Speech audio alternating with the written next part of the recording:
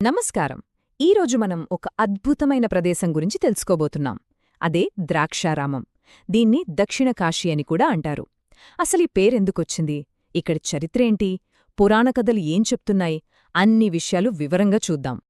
ఒకే ప్రదేశం గమనించండి. ఒకే ప్రదేశం పంచారామంగా, శక్తిపీఠంగా, ఇంకా త్రిలింగ క్షేత్రంగా ఎలా అయ్యింది? ఇది చాలా ఆసక్తికరమైన ప్రశ్న కదా.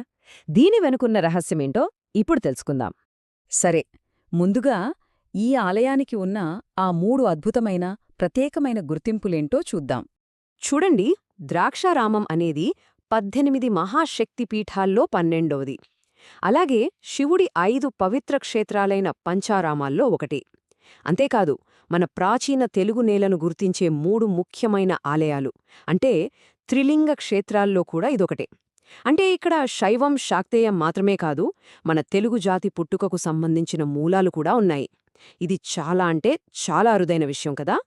మరి ఇంతటి ప్రాముఖ్యత ఈ ఒక్క ప్రదేశానికి ఎలా వచ్చింది? దీని వెనుక 2 బలమైన పురాణగాథలున్నాయి. ఆ కథలేంటో ఇప్పుడు చూద్దాం. ఇది చాలా ఆసక్తికరమైన విషయం. ఇక్కడ 2 వేర్వేరు పురాణ కథలు ఒకే చోట కలిశాయి. ఒకటేమో దక్షయజ్ఞం కథ. ఈ కథ వల్ల ఈ ప్రదేశం శక్తిపీఠంగా మారింది. రెండోది తారకాసురవధ. ఈ కథ వల్ల ఇది పంచారామక్షేత్రంగా మారింది. ఒకే నేల, 2 దివ్యగాథలు. అద్భుతం కదూ. సో ఆ తారకాసురుడి కథని కొంచెం వివరంగా చూస్తే, ఆ రాక్షసుడి దగ్గర శివుడిచ్చిన శక్తివంతమైన ఆత్మలింగం ఉండేది. దాన్ని ఎవరు జయించలేకపోయారు. అప్పుడు కుమారస్వామి తన దివ్యాయుధంతో ఆ లింగాన్ని 5 ముక్కలుగా పగలగొట్టారు. ఆ ముక్కలు పడిన 5 ప్రదేశాలే పంచారామాలయ్యాయి. అందులో ఒకటే మన ద్రాక్షారామం. చూసారా, అలా ఈ క్షేత్రం పంచారామంగా ప్రసిద్ధి చెందింది.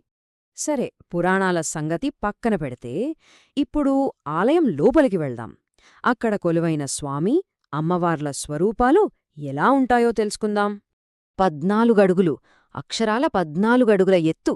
ఇక్కడి మూలవిరాటు భీమేశ్వరస్వామి లింగం అంతెత్తుంటుంది.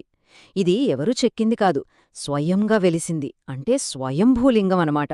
ఆ రూపాన్ని చూస్తే చాలు, భక్తితో పాటు ఆశ్చర్యం కూడా కలుగుతుంది. ఈ భీమేశ్వర లింగం గురించి కొన్ని ప్రత్యేకతలున్నాయి. ఇది స్వచ్ఛమైన స్ఫటిక లింగం. ఆలయంలో 2 అంతస్తుల ఎత్తులో ఉంటుంది. అంటే కింద అంతస్తులో పూజ చేసి పై అంతస్తుకు వెళ్లి పైభాగాన్ని దర్శించుకోవాలి. తెల్లవారుజామున సూర్యకిరణాలు నేరుగా లింగం మీద పడటం ఒక అద్భుతమైన దృశ్యం. ఇంకా ఆ లింగం మీద కొన్ని నల్లటి చారలు కనిపిస్తాయి. అవి పూర్వం అర్జునుడితో శివుడు యుద్ధం చేసినప్పుడు ఏర్పడిన గుర్తులని భక్తుల నమ్మకం. ఇక అమ్మవారి విషయానికొస్తే, ఇక్కడ కొలువైన తల్లి మాణిక్యాంబదేవి. ఈవిడ 18 శక్తిపీఠాల్లో 12వ పీఠానికి అధిదేవత. దక్షయజ్ఞంలో సతీదేవి నాభిభాగం ఇక్కడే పడిందని పురాణాలు చెబుతున్నాయి. అందుకే ఈ క్షేత్రానికి అంత శక్తి.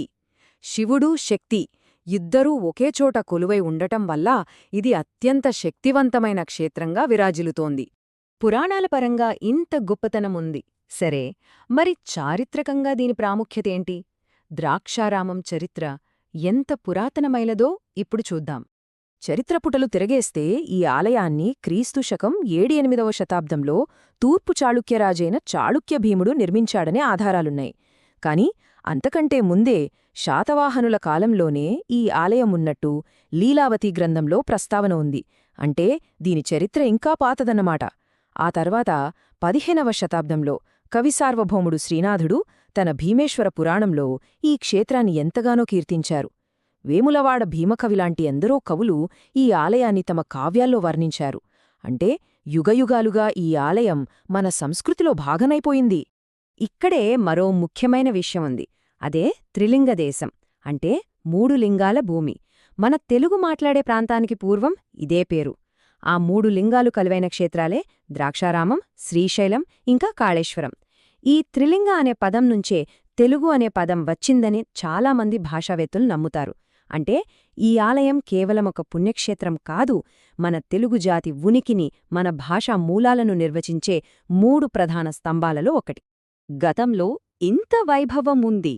మరి ప్రస్తుతం ఈ క్షేత్ర వైభవం ఈనాటికి ఏమాత్రం తగ్గలేదు. ఇప్పటికీ ఈ ఆలయం భక్తులతో కళకళలాడుతూనే ఉంటుంది. ముఖ్యంగా మహాశివరాత్రికి, దేవీ నవరాత్రులకు ఇక్కడ జరిగే ఉత్సవాలు కన్నుల పండువగా ఉంటాయి. కార్తీక పౌర్ణమి నాడు జ్వాలాతోరణం, భీష్మ ఏకాదశి నాడు స్వామివారి కళ్యాణం, సుబ్రహ్మణ్య షష్ఠి, ధనుర్మాసం ఇలా ఏడాది పొడవునా ఏదో ఒక వేడుక జరుగుతూనే ఉంటుంది. ఈ ఉత్సవాలే ద్రాక్షారామం సజీవమైన భక్తి కేంద్రం అనడానికి నిదర్శనం. సో చూశారు కదా, ఒకవైపు పురాణగాథలు, మరోవైపు చారిత్రక ఆధారాలు, ఇంకోవైపు సజీవంగా కొనసాగుతున్న భక్తి సంప్రదాయాలు, ఇవన్నీ కలిసిన అద్భుత సంగమమే ద్రాక్షారామం. మరి ఇంతటి గొప్ప చరిత్ర, పురాణం, భక్తి కలిసిన ఈ ద్రాక్షారామంలో మిమ్మల్ని అన్నింటికంటే ఎక్కువగా ఆకట్టుకున్న విషయమేది? ఒకసారి ఆలోచించండి.